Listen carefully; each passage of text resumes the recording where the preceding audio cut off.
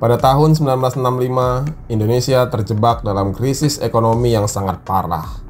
Selain karena kudeta berdarah 1965, krisis ini juga yang memicu kejatuhan Presiden Soekarno. Krisis tidak hanya bersumber dari faktor internal yang melibatkan kebijakan ekonomi yang salah arah, tapi juga dipengaruhi oleh dinamika eksternal yang memperburuk keadaan. Pada awal tahun 1960-an, Indonesia menghadapi tantangan besar dalam bidang ekonomi.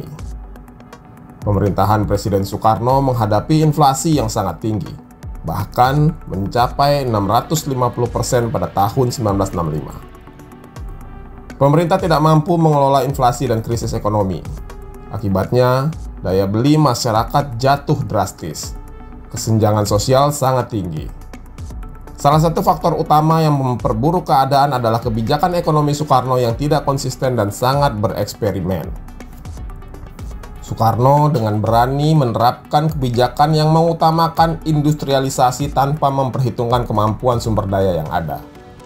Proyek-proyek besar yang tidak realistis dibangun masif.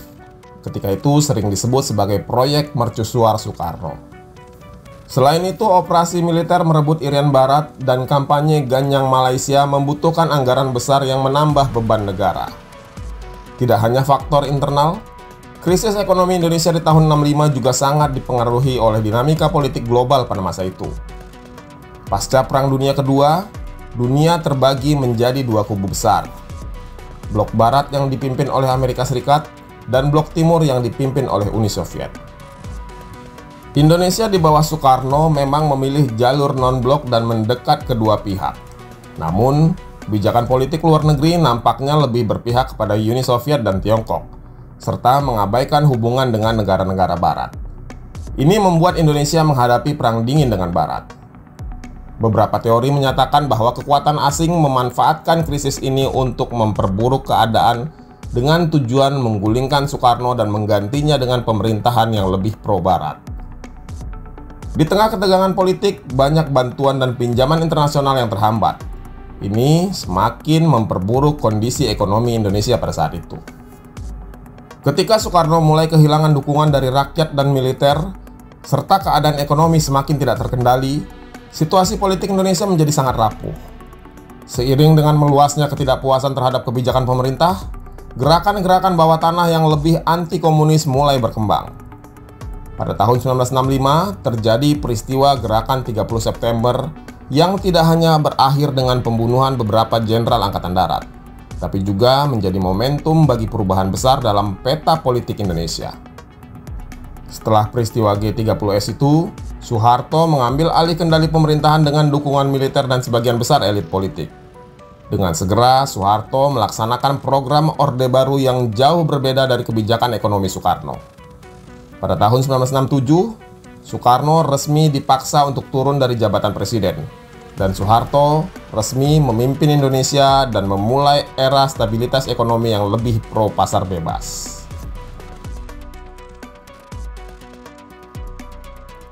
Krisis ekonomi 97-98 yang melanda Indonesia merupakan salah satu momen paling dramatis dalam sejarah modern negara ini. Krisis ini meruntuhkan pembangunan Orde Baru sekaligus mengguncang kestabilan politik yang telah dibangun oleh Soeharto selama lebih dari 3 dekade. Krisis ini dimulai dengan gejolak di Thailand yang segera menyebar ke negara-negara Asia Tenggara, termasuk Indonesia. Pada Juli 1997, krisis keuangan pertama kali meletus di Thailand dengan jatuhnya mata uang baht.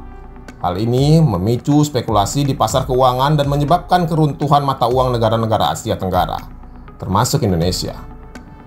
Nilai tukar rupiah terhadap dolar anjlok. Pada Juni 1997, nilai tukar rupiah terhadap dolar masih sekitar 2.500. Angka itu terus melemah hingga mencapai 5.300 pada Desember 1997. Pada Juli 1998, rupiah terjun bebas hingga hampir mencapai 15.000 per dolarnya. Krisis ekonomi 1998 sebenarnya memiliki akar yang dalam pada kebijakan ekonomi Indonesia yang diambil selama masa pemerintahan Soeharto. Selama bertahun-tahun, Indonesia menikmati pertumbuhan ekonomi yang stabil, tapi pertumbuhan itu semu. Sebagian besar didorong oleh utang luar negeri dan ketergantungan pada pinjaman asing. Pemerintahan Presiden Soeharto melalui berbagai kebijakan mendorong ekspansi sektor swasta besar dan memberikan kemudahan bagi konglomerat besar yang memiliki kedekatan dengan keluarga dan kroni-kroni Soeharto. Sebagian besar utang Indonesia dalam bentuk utang luar negeri menggunakan mata uang asing, yang kemudian menjadi masalah serius ketika nilai tukar rupiah mulai jatuh. Sektor perbankan Indonesia juga sangat rentan, dan banyak bank-bank swasta yang dikendalikan oleh kelompok bisnis yang dekat dengan pemerintah. Banyak perusahaan yang terjebak dalam hutang luar negeri yang begitu besar. Maka saat krisis Asia melanda, hutang yang jatuh tempo membengkak berkali-kali lipat. Soeharto kemudian melakukan perjanjian dengan IMF. Indonesia menjadi pasien IMF. Keputusan simalakama bagi Indonesia dalam menghadapi krisis saat itu. Karena IMF memaksa Presiden Soeharto untuk melakukan kebijakan ekonomi yang pro pasar bebas dengan pemotongan subsidi untuk rakyat, deregulasi, dan perubahan dalam kebijakan moneter. Program IMF ini bukan memperbaiki ekonomi, tapi malah justru memperburuk situasi sosial, meningkatkan kemiskinan, dan memperburuk ketidakpuasan rakyat. Nilai tukar rupiah terus merosot, harga-harga kebutuhan pokok melonjak, dan PHK massal terjadi di berbagai sektor. Kemiskinan meningkat tajam, penurunan daya beli masyarakat pun terjadi, dan ketidakpuasan rakyat semakin meluas. Pada bulan Mei 1998, gelombang protes mahasiswa dan buruh menuntut agar Presiden Soeharto mundur dari jabatannya. Kerusuhan mulai pecah di Jakarta dan kota-kota besar lainnya, lalu berujung pada kerusuhan massal, kerusuhan rasial, dan penjarahan besar-besaran. Gelombang protes massa bergulung bagai tsunami. Rakyat yang biasanya diam dan takut pada pemerintah kini berani melawan. Selain itu, tekanan internasional juga semakin besar kepada Soeharto. Negara-negara barat dan lembaga-lembaga keuangan internasional termasuk IMF terus mendesak Soeharto untuk melakukan reformasi dan mengimplementasikan kebijakan yang lebih pro-pasar. Akhirnya, Soeharto menyerah. Dia mundur pada 21 Mei 1998.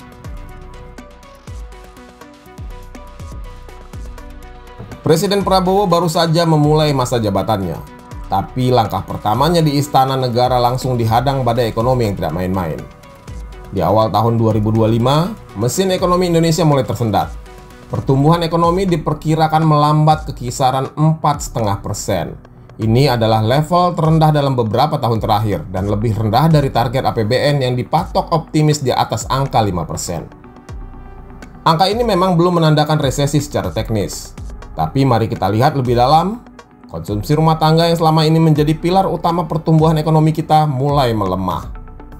Inflasi naik perlahan tapi pasti. Harga bahan pokok seperti beras, telur, hingga bahan bakar makin terasa mencekik. Di sisi lain, nilai tukar rupiah kembali melemah, menembus angka Rp16.800 per dolar. Bagi yang sudah pernah merasakan krisis 98, angka ini memicu semacam trauma kolektif. Akankah ini menjadi awal dari krisis baru? Belum cukup di situ, dari luar negeri datang badai tambahan. Donald Trump yang kembali duduk di Gedung Putih mulai menerapkan tarif resiprokal dalam perdagangan global. Dunia kembali memasuki fase ketidakpastian. Dan sebagai negara dengan ekonomi terbuka, Indonesia pasti ikut terkena dampaknya. Ekspor Indonesia ke Amerika akan terganggu, investasi asing mulai tertahan, dan banyak investor memilih bersikap wait and see. Mereka masih menunggu melihat ke arah mana sebenarnya kebijakan ekonomi Prabowo akan bergerak. Di dalam negeri, anggaran negara mulai tertekan. Hingga Maret 2025, defisit APBN telah mencapai lebih dari 100 triliun rupiah. Secara angka memang masih dalam batas aman, hanya 0,43% dari PDB. Tapi beban belanja negara sangatlah besar. Mulai dari program makan bergizi gratis, program 3 juta rumah, subsidi energi, ketahanan pangan, kebutuhan bansos, hingga ambisi membangun ibu kota negara di Kalimantan. Ruang fiskal menyempit dan penerimaan pajak turun. Salah satunya diduga karena sistem Kortex yang amburadul itu. Sementara, kebutuhan politik dan pelayanan publik semakin besar. Pertanyaannya, seberapa serius situasi ini? Apakah ini sekedar perlambatan biasa atau apakah kita sedang berjalan di ambang krisis seperti yang pernah terjadi pada tahun 65 dan tahun 98? Kini di tahun 2025 Indonesia memang belum separah itu, tapi sinyalnya sudah mulai muncul dan sejarah memberi kita pelajaran penting.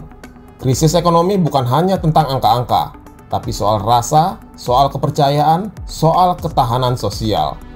Kalau rakyat mulai kehilangan harapan, kehilangan pekerjaan, dan kehilangan daya beli, maka krisis bisa cepat berubah menjadi krisis kepercayaan. Dan ketika kepercayaan hilang, kekuasaan pun bisa goyah. Ini yang harus diperhatikan dengan cermat oleh Presiden Prabowo. Prabowo memang punya modal politik besar. Dia menang dengan suara dominan. Koalisinya kuat di parlemen. Militer dan kelompok nasionalis masih berada di belakangnya. Tapi modal itu semuanya bisa menguap dengan cepat kalau ekonomi gagal dijaga. Apalagi proyek-proyek ambisius seperti program makan bergizi gratis, program 3 juta rumah, dan IKN belum menunjukkan hasil yang konkret. Kalau proyek ini dinilai hanya menguntungkan segelintir elit sementara rakyat makin susah, maka narasi pemerintah jauh dari rakyat akan mudah menyebar. Kita belum diambang kejatuhan, tapi sedang menuju ujian besar. Ujian yang tidak bisa dijawab dengan pidato keras dan retorika tegas, tapi dengan kebijakan yang konkret. Dengan reformasi ekonomi yang terukur, dan yang paling penting, dengan keberpihakan nyata kepada rakyat.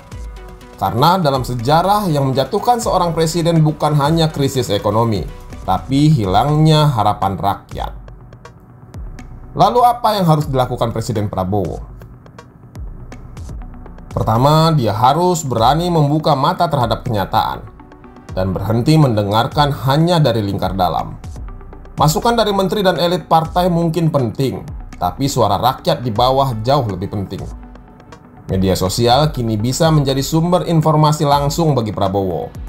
Presiden harus tahu bahwa di pasar, di warung kopi, di desa-desa, rakyat sedang gelisah. Kedua, fokus pada penguatan daya beli rakyat. Jangan biarkan harga-harga terus naik tanpa kontrol. Perlu ada stabilitas pangan dan energi yang konkret. Jangan hanya mengandalkan subsidi, tapi perkuat distribusi dan pasokan. Negara harus hadir di pasar, bukan hanya di panggung seremoni.